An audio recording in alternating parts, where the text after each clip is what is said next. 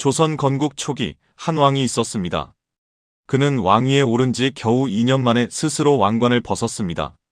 왕권을 손에 넣으려 목숨 건 싸움이 벌어지던 그 시대의 말입니다. 대체 무슨 일이 있었던 걸까요? 그는 무능해서? 아니면 겁이 많아서? 아닙니다.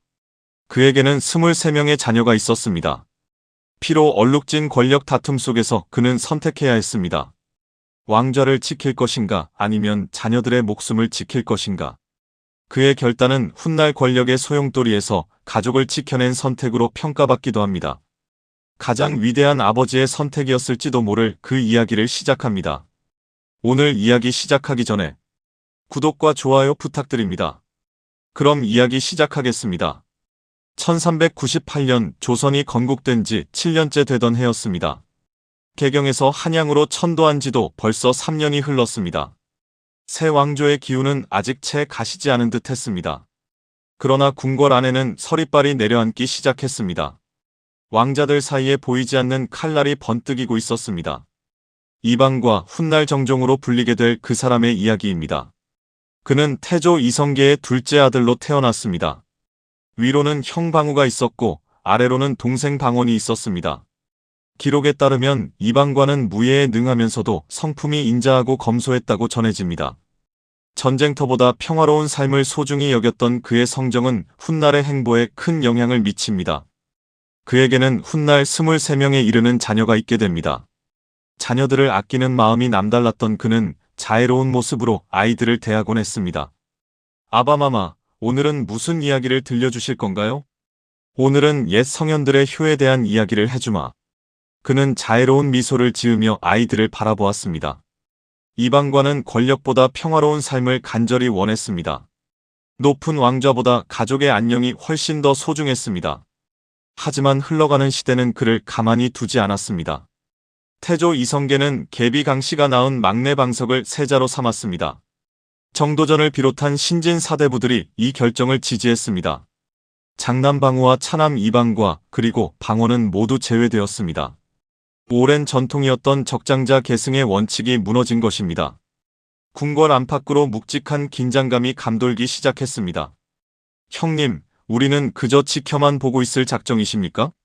동생 방원이 날카로운 눈빛을 번뜩이며 물어왔습니다. 방원아, 그리 서두를 일이 아니다. 이방과는 깊은 한숨과 함께 조용히 고개를 저었습니다. 그는 이미 알고 있었습니다. 칼을 뽑는 순간 돌이킬 수 없는 강을 건너게 된다는 것을, 한번 흐른 피는 또 다른 피를 부르게 된다는 것을, 복수는 끝없는 복수의 사슬을 만들어낸다는 것을 말입니다. 그날 밤 이방과는 깊은 잠에 들지 못했습니다. 자녀들의 잠든 얼굴을 하나하나 조용히 바라보았습니다. 이 아이들만은 반드시 지켜내야 한다. 그의 가슴속 깊은 곳에 단단한 다짐이 새겨졌습니다. 하지만 거대한 역사의 수레바퀴는 이미 굴러가고 있었습니다. 조선 건국 직후의 혼란스러운 분위기는 여전했습니다. 고려 왕조의 잔당들은 아직 곳곳에 숨어 있었습니다. 북쪽 명나라와의 외교 관계도 여전히 불안정했습니다. 새 나라를 세운 개국 공신들 사이에서도 갈등이 깊어졌습니다. 정도전은 재상이 중심이 되는 정치를 꿈꾸고 있었습니다. 반면 왕자들은 강력한 왕권의 확립을 원하고 있었습니다. 두 세력 사이의 충돌은 이제 시간 문제일 뿐이었습니다. 이방과는 이 모든 상황을 멀리서 지켜보고 있었습니다. 그는 어느 편에도 서지 않고 중립을 지키려 애썼습니다. 형 방우는 무예가 뛰어났으나 정치에는 관심이 없었습니다. 동생 방원은 영특하고 야심 또한 남달리 컸습니다. 이방과는 바로 그 중간에서 흔들리고 있었습니다. 형님은 지나치게 순한 성품을 지니셨습니다. 방원이 다시 한번 이방과를 찾아왔습니다. 이대로 가다가는 우리 모두 위험에 처하게 됩니다. 이방과는 아무런 대답도 하지 않았습니다. 그저 고요히 창밖의 둥근 달을 바라볼 뿐이었습니다. 저 고요한 달빛 아래 얼마나 많은 피가 흐를 것인가. 그의 무거운 마음은 바위처럼 가라앉아만 갔습니다. 어느 날 밤 큰딸이 조용히 아버지를 찾아왔습니다. 아바마마, 요즘 궁궐에 무슨 일이 벌어지고 있나요? 걱정하지 마라. 곧 모든 것이 괜찮아질 것이다. 하지만 그의 떨리는 목소리는 불안함을 감추지 못했습니다. 지금은 폭풍이 몰아치기 직전의 고요함이었습니다. 머지않아 조선 왕실 전체를 뒤흔들 사건이 터질 것입니다. 그리고 이방관은 원치 않던 왕좌에 오르게 됩니다. 1398년 8월 26일, 그날이 밝아올랐습니다. 새벽 공기는 유난히도 무겁고 습했습니다. 이방관은 일찍 잠에서 깨어 창밖을 바라보았습니다. 어제부터 궁궐 주변이 심상치 않게 느껴졌습니다. 형님, 오늘 밤 저와 함께 해주셔야 합니다. 동생 방원이 새벽같이 찾아와 낮은 목소리로 말했습니다. 무슨 일이냐, 방원아. 이방과의 목소리에는 불안함이 묻어났습니다. 정도전과 남은이 우리를 제거하려 합니다. 방원의 눈빛은 차갑게 식어 있었습니다. 그들은 이미 군사를 모으고 있다는 첩보가 들어왔습니다. 이방관은 가슴이 철렁 내려앉는 것을 느꼈습니다. 그렇다고 먼저 칼을 뽑아서는 안 된다. 형님, 지금은 살아남아야 할 때입니다. 방원은 단호한 표정으로 형을 바라보았습니다. 이방관은 대답할 수가 없었습니다. 머릿속에는 온통 자녀들의 얼굴만 떠올랐습니다. 만약 정도전 일파가 먼저 움직인다면 어떻게 될까? 자신뿐만 아니라 23명의 자녀들도 모두 위험해질 것입니다. 하지만 칼을 뽑는 순간 조선은 피로 물들 것입니다. 형님, 더 이상 시간이 없습니다. 방원은 마지막으로 형을 설득했습니다. 이방관은 깊은 한숨을 내쉬며 천천히 고개를 끄덕였습니다. 허나 무고한 피는 흘리지 말아야 한다. 그리하옵니다, 형님. 방원은 짧게 대답하고 자리를 떠났습니다. 그날 밤 한양 거리는 고요했습니다. 하지만 그 고요함 속에서 칼날이 번뜩이기 시작했습니다. 방원은 미리 준비한 사병들을 이끌고 움직였습니다. 정도전의 집으로 향하는 발걸음은 빠르고 조용했습니다. 역적 정도전을 처단하라. 방원의 명령이 어둠 속에서 울려 퍼졌습니다. 칼과 칼이 부딪히는 소리가 밤하늘을 갈랐습니다. 정도전과 남은 심효생이 그 자리에서 목숨을 잃었습니다. 하지만 피는 거기서 멈추지 않았습니다. 방원의 칼끝은 이제 어린 세자 방석을 향했습니다. 세자 방석과 그의 형 방번도 모두 살해되었습니다. 이방관은 멀리서 들려오는 비명 소리를 들었습니다. 그의 온몸이 부들부들 떨렸습니다. 이것은 내가 원하던 일이 아니었는데. 그는 무릎을 꿇고 하늘을 올려다보았습니다. 밤하늘의 별들은 여전히 차갑게 빛나고 있었습니다. 다음 날 아침, 궁궐은 혼란에 빠졌습니다. 태조 이성계는 충격으로 말을 잃었습니다. 막내 아들과 정도전을 한꺼번에 잃은 슬픔이었습니다. 방원은 형인 이방과를 세자로 추대했습니다. 장남 방우가 이미 세상을 떠난 상황에서 차남인 이방과가 왕위를 잇는 것은 명분상 정당했기 때문입니다. 이방과는 몇 번이고 사양했으나 결국 거절할 수 없는 운명에 떠밀려 왕좌로 향하게 됩니다. 형님이 아니시면 이 나라가 또다시 혼란에 빠집니다. 신하들도 모두 이방과 앞에 엎드렸습니다. 이방과는 사면초가에 몰린 듯한 기분이었습니다. 왕좌는 그에게 축복이 아니라 저주처럼 다가왔습니다. 하지만 거부할 수 없는 운명이 그를 조여오고 있었습니다. 1398년 9월 5일, 이방과는 조선 제2대 왕으로 즉위했습니다. 하지만 그의 얼굴에는 기쁨이 아닌 두려움이 서려 있었습니다. 백관들이 전하 만세를 외쳤지만 그의 귀에는 들리지 않았습니다. 그는 알고 있었습니다.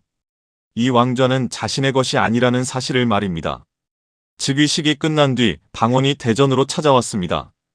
형님, 이제 형님께서 나라를 이끌어 가셔야 합니다. 그러나 방원의 눈빛에는 다른 의미가 담겨 있었습니다. 이방관은 그 눈빛을 읽을 수 있었습니다.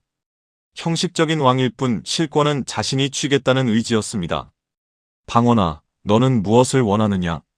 소신은 오직 조선의 안정을 바랄 뿐이옵니다. 방원은 정중하게 대답했지만 물러설 기색이 없었습니다.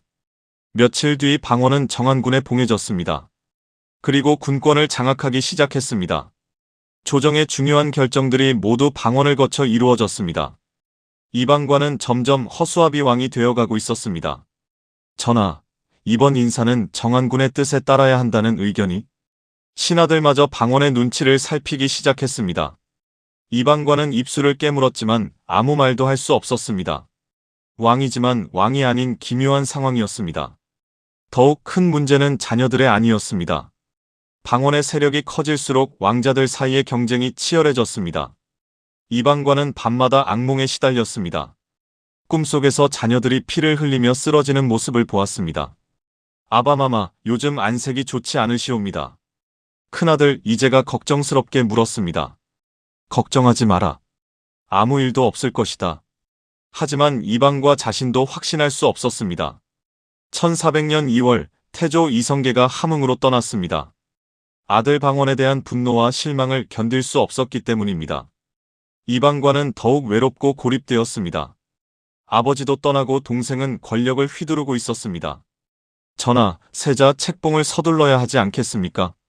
신하들이 압박하기 시작했습니다. 이방과는 알고 있었습니다. 그들이 원하는 것은 방원을 세자로 만드는 일이라는 것을 말입니다. 소신은 아직 생각할 시간이 필요하옵니다. 전하, 나라의 안정을 위해 결단을 내리셔야 합니다. 사면에서 압박이 쏟아졌습니다. 이방과는 왕좌에 앉아있지만 아무것도 결정할 수 없었습니다. 그날 밤 그는 홀로 대전에 남아 눈물을 흘렸습니다. 내가 왕이 된 것은 자녀들을 지키기 위함이었는데, 하지만 지금 이 왕좌는 오히려 자녀들을 위험에 빠뜨리고 있었습니다. 권력을 향한 방언의 야망은 멈출 줄 몰랐습니다. 언젠가 그 칼날이 자신의 자녀들을 향할지도 모릅니다. 정종은 이 과정에서 자신이 왕좌에 머무는 것이 오히려 갈등을 키울 수 있음을 깨달았습니다. 기록에 따르면 그는 격구와 사냥을 즐기며 정치적 야심이 없음을 보였는데, 이는 자신과 가족을 보호하기 위한 처세로 풀이되기도 합니다. 1400년 1월 또다시 피비린내가 궁궐을 뒤덮었습니다. 정종의 형 방간이 군사를 일으켜 방원에게 맞섰습니다. 하지만 전투는 단 하루 만에 끝이 났습니다. 방원의 군대가 압도적인 힘으로 방간을 제압했습니다. 형님, 이번 일은 어찌하시렵니까? 방원이 대전으로 들어와 냉정하게 물었습니다. 정종은 손이 부들부들 떨렸지만 대답할 수 없었습니다. 형 방간을 처벌하라는 말인가, 아니면 용서하라는 말인가? 소신이 알아서 처리하겠사옵니다. 방원은 형의 대답을 기다리지 않고 물러났습니다. 왕의 허락도 없이 모든 것이 결정되어 버렸습니다. 방간은 도성 밖으로 유배되었고 그의 자녀들도 쫓겨났습니다. 정종은 그저 멀리서 지켜볼 수밖에 없었습니다. 전하, 이것이 오르신 처사입니까? 한 늙은 신하가 떨리는 목소리로 물었습니다. 경은 물러가거라. 정종은 고개를 숙인 채 신하를 보낼 수밖에 없었습니다. 그날 밤 정종은 홀로 침전에 앉아 있었습니다.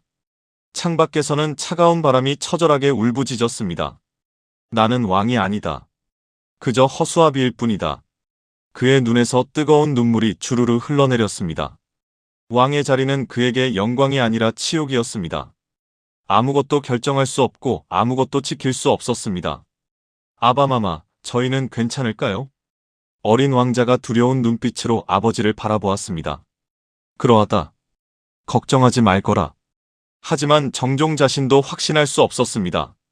형 방간의 자녀들이 쫓겨나는 것을 보았습니다. 언젠가 자신의 23명 자녀들도 같은 운명을 맞을지 모릅니다. 며칠 뒤 조정에서 또다시 압박이 들어왔습니다. 전하, 정한군을 세자로 책봉하셔야 하옵니다. 나라의 안위가 달린 중대한 문제이옵니다. 신하들이 일제히 목소리를 높였습니다. 정종은 대답하지 못한 채 그저 왕좌에 앉아 있었습니다. 거부할 힘도 없고 승낙할 용기도 없었습니다. 그는 완전히 고립되어 있었습니다. 아버지는 함흥에서 돌아오지 않고 형은 유배를 당했습니다. 동생 방원은 이제 누구도 막을 수 없는 권력자가 되었습니다. 내가 왕으로 있는 한 자녀들은 위험하다. 정종은 마침내 결단을 내렸습니다. 왕좌를 지키는 것은 자녀들을 죽음으로 내모는 일입니다. 살아남기 위해서는 왕관을 벗어야 했습니다. 그날 밤 정종은 잠들지 못하고 하늘을 올려다보았습니다. 하늘이시여, 이것이 아비로서 할 수 있는 유일한 길이옵니다. 그의 목소리는 어둠 속으로 사라져갔습니다. 차가운 달빛만이 그의 눈물을 비추고 있었습니다. 그날 밤 정종은 홀로 과거를 떠올렸습니다. 아직 왕자였던 시절, 평화롭고 행복했던 그때를 말입니다. 25살 때 첫 아이가 태어났던 날이 생각났습니다. 작고 여린 아기의 손을 처음 잡았을 때의 떨림이 느껴졌습니다. 이 아이만큼은 행복하게 자라기를 바랍니다. 그때 그는 마음속으로 그렇게 다짐했었습니다. 세월이 흘러 자녀는 하나 둘 늘어났습니다. 아들과 딸들이 저택마당을 뛰어다니며 웃음을 터뜨렸습니다. 아바마마, 저 공 좀 던져주세요. 아이들의 밝은 목소리가 귓가에 생생하게 들려오는 듯 했습니다. 정종은 권력에는 관심이 없었습니다. 그저 자녀들과 함께 평범하게 살고 싶었을 뿐입니다. 봄이면 함께 경치를 구경하고 가을이면 시를 지었습니다. 어린 왕자들에게 글을 가르치고 공주들과 꽃을 심었습니다.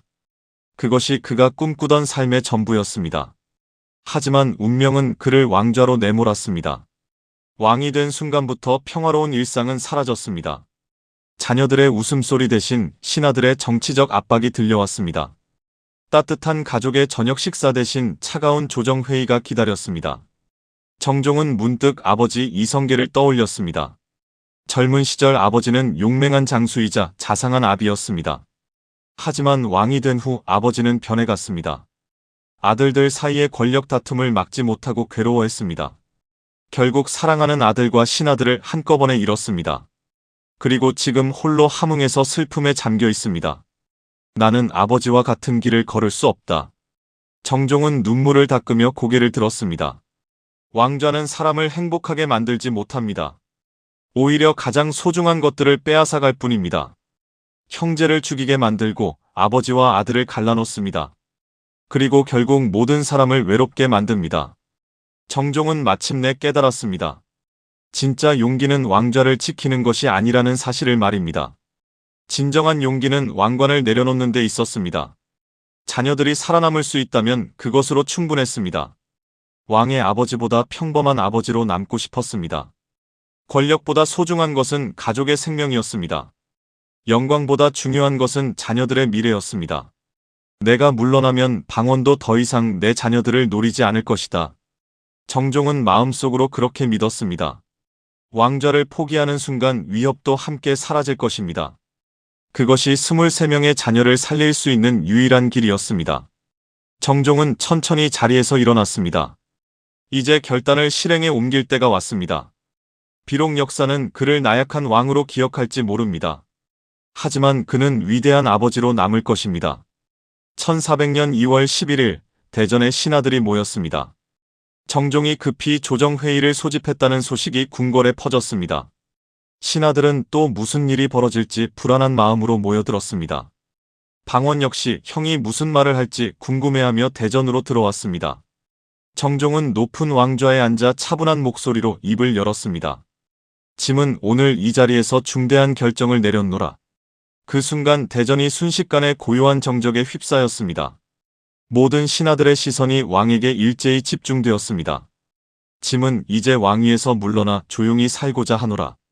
그 말이 떨어지자 대전 안이 갑자기 술렁이기 시작했습니다. 신하들은 믿을 수 없다는 표정으로 서로의 얼굴을 바라보았습니다.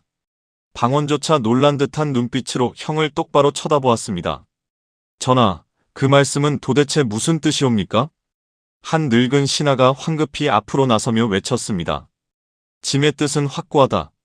정한군에게 왕위를 물려주겠노라. 정종의 낮고 침착한 목소리에는 조금의 흔들림도 없었습니다. 전하, 아무쪼록 다시 한번 재고하여 주시옵소서. 신하들이 일제히 땅에 엎드려 간절하게 간청했습니다. 하지만 정종은 이미 마음을 굳게 정한 뒤였습니다.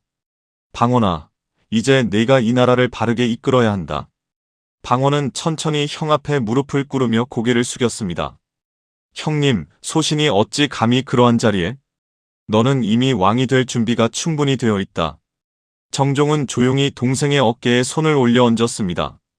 다만 한 가지만 짐에게 약속하여라. 정종의 목소리가 낮고 무겁게 가라앉았습니다. 형님, 무엇이든 말씀하시옵소서. 짐은 이제 왕위에서 물러나 조용히 살고자 하노라. 대전이 다시 한번 깊은 정적에 휩싸여 버렸습니다. 방원은 그제서야 형의 진짜 의도를 비로소 깨달았습니다. 정종은 평소 권력에 욕심이 없음을 행동으로 보여주었고 태종 또한 즉위 후 상황인 정종을 지극히 예우했습니다. 결과적으로 이는 권력의 소용돌이에서 가족을 지켜낸 선택이 되었습니다. 형님, 소신은? 방원의 목소리가 갑자기 떨리기 시작했습니다. 약속하여라, 방원아. 정종의 눈빛은 간절하면서도 단호했습니다. 그리하옵니다, 형님. 반드시 약속하겠사옵니다. 방원은 깊이 고개를 숙이며 형의 뜻을 받들었습니다. 그 순간 정종의 얼굴에 안도의 빛이 스쳐 지나갔습니다.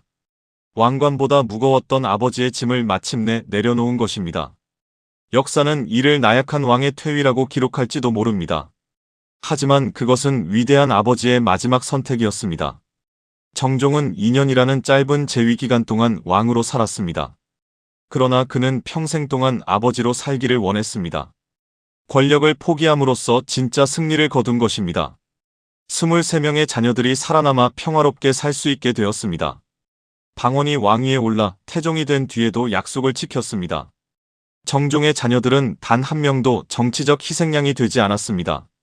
1400년 11월 13일 역사적인 날이 밝아왔습니다. 정종은 재위 2년 2개월 만에 공식적으로 왕위를 물려주었습니다. 방원이 조선 제3대 왕 태종으로 즉위했습니다. 정종은 상왕의 자리로 조용히 물러났습니다.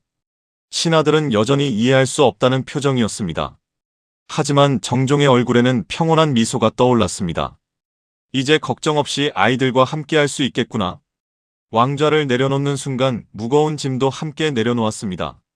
정종은 궁궐 밖 저택으로 돌아가 자녀들을 불렀습니다. 아바마마, 이제 우리는 어떻게 되는 건가요? 어린 왕자가 두려운 목소리로 물었습니다. 걱정하지 마라. 이제 모두 안전하다. 정종은 자녀들을 하나하나 품에 안았습니다. 그의 눈에서 뜨거운 눈물이 주르르 흘러내렸습니다. 하지만 그것은 슬픔의 눈물이 아니었습니다.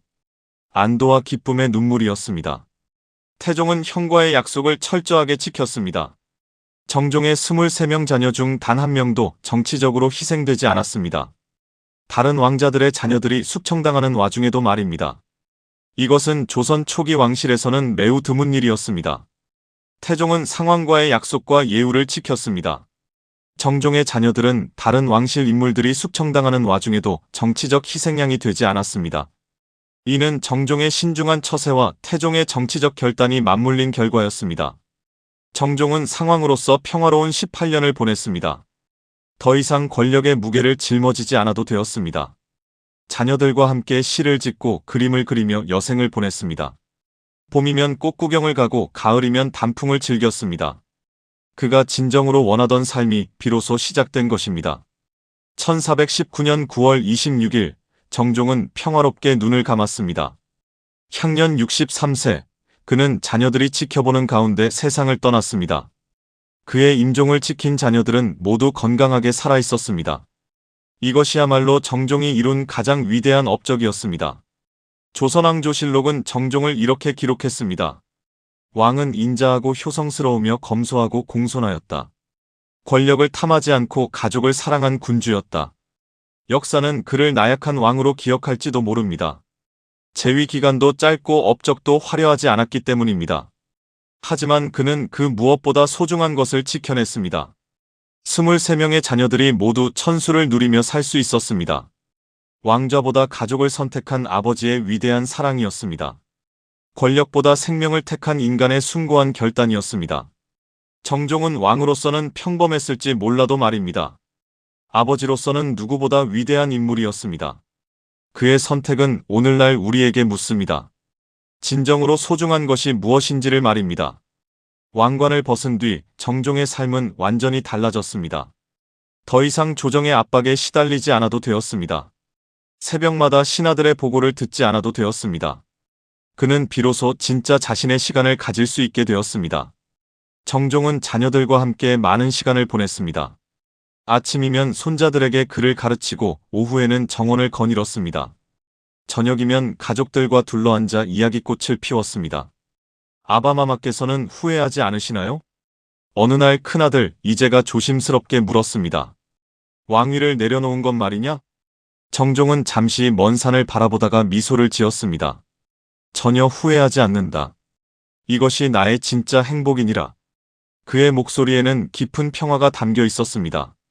정종의 자녀들은 모두 무사히 성장하여 가정을 꾸렸습니다. 왕자들은 각자의 자리에서 조용히 살아갔습니다.